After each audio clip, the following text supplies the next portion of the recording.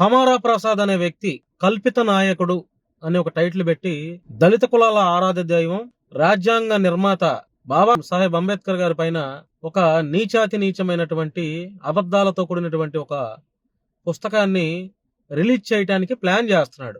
ఈ సందర్భంగా నేను మీ అందరికీ చెప్పేది ఏంటంటే, హమారా ప్రసాద్ అనే వ్యక్తితో నాకు చాలా మంచి సంబంధం ఉంది.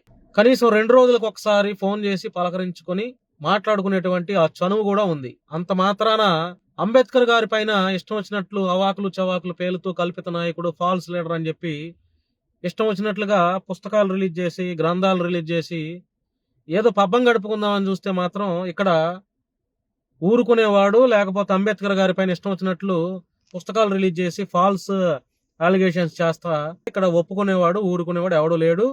తప్పకుండా ఆంధ్ర తెలంగాణలో 2 చోట్ల హమారా ప్రసాద్ దిష్టి బొమ్మ తగలేసేసి నిరసన తెలియజేస్తాం. పెద్ద ఎత్తున అవసరమైతే కేసులు కూడా పెడతాం. ఇది ఎక్కడా కూడా ఆలోచించాల్సినటువంటి విషయం ఏమాత్రం లేదు. ఊరుకుంటుంటే హమారా ప్రసాద్ ఆగడాలు రోజు రోజుకి ఎక్కువైపోతున్నాయి. కాబట్టి తప్పకుండా మనం హమారా ప్రసాద్ పైన రాష్ట్ర వ్యాప్తంగా 2 రాష్ట్రాల్లో అంబేద్కరిస్టులు అవ్వచ్చు, జైవీం ఉద్యమకారులు అవ్వచ్చు, అందరూ కూడా హమారా ప్రసాద్ పైన వరుసగా పోలీస్ స్టేషన్లో కేసులు పెట్టాల. ఈ ఉద్యమాన్ని మనం ఉధృతం చేయకపోతే మరొక పుస్తకం రాస్తాడు.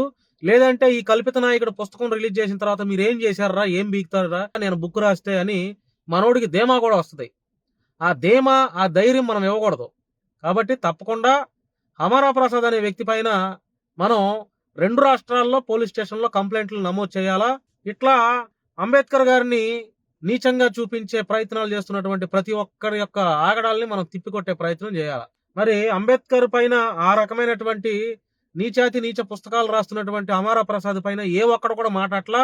అంబేద్కర్ గారి పేరు చెప్పుకొని, అంబేద్కర్ గారి ఫోటోలు వేసుకొని జైభీమ నినాదాలు ఇచ్చి సోషల్ మీడియాలోకి వచ్చి ఉర్రొత్తులూగించినటువంటి వక్తలో, లేకపోతే గొప్ప గొప్ప లీడర్లు అని చెప్పుకున్న వాళ్ళు కూడా సైలెంట్ గా ఉంటున్నారు, ఏమీ మాట్లాడట్లా. అంబేద్కర్ గారి వల్ల బాగుపడిన వ్యక్తులు నిజంగా మీకు చిత్తశుద్ధి ఉంటే బయటకు వచ్చి హమారా ప్రసాద్ చేస్తున్నటువంటి ఈ ఆగడాలని మనం తిప్పికొట్టాల.